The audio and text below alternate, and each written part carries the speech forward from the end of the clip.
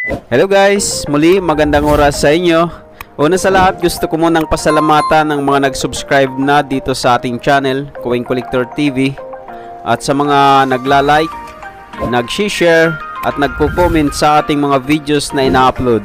Maraming salamat sa inyong lahat. Para sa video natin ngayon guys, ay ating ipapakita itong isa sa mga sikat na barya ng ITES. Ang baryang ito po ay ang 10 centimo ng Flora and Fauna series na makikita po sa kanyang reverse ang image ng isda. At bukod po sa mga features ng 10 centimo na ito, ay malalaman din ninyo ang kanyang napakataas na collector's value.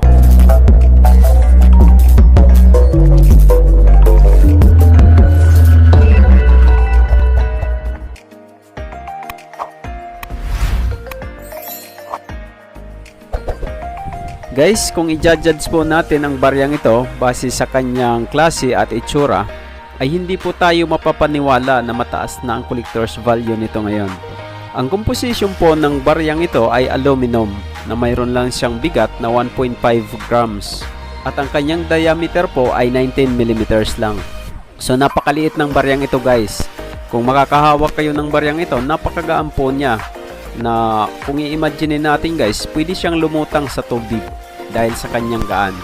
Ang mga nabanggit po nating mga features ay hindi po naging hadlang para magkaroon ng mataas na collector's value ang baryang ito.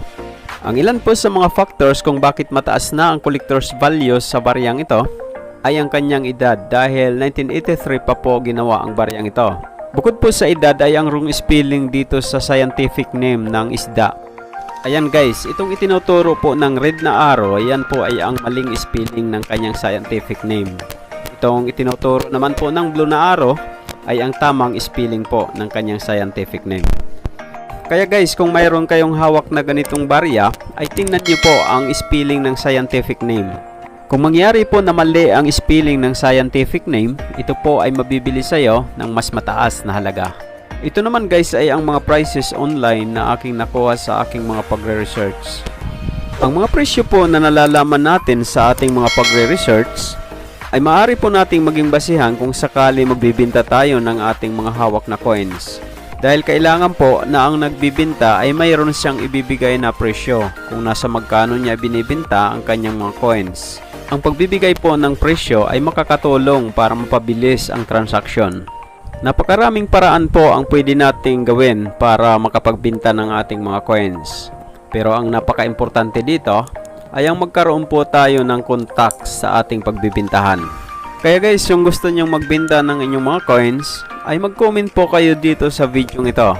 At kung okay lang din po sa inyo, ay mag-post kayo ng picture o video ng inyong mga coins doon sa Coin Collector TV Facebook page. At itong mga ipinost ninyo ay makikita ni CCTV at ng iba pang mga coin collectors na nagpa-follow sa ating Facebook page. Sila din po ay maaaring makabili ng inyong mga coins. Guys, mga ka-CCTV, maraming salamat sa patuloy ninyong panonood sa aking mga videos na ina-upload dito. At sa mga nag-subscribe na sa aking channel, maraming salamat din sa inyo.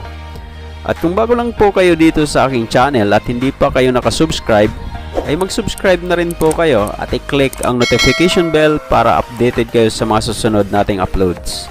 At ito ang laging tatandaan, ang barya ay mahalaga at dito sa CCTV, ito ang bida.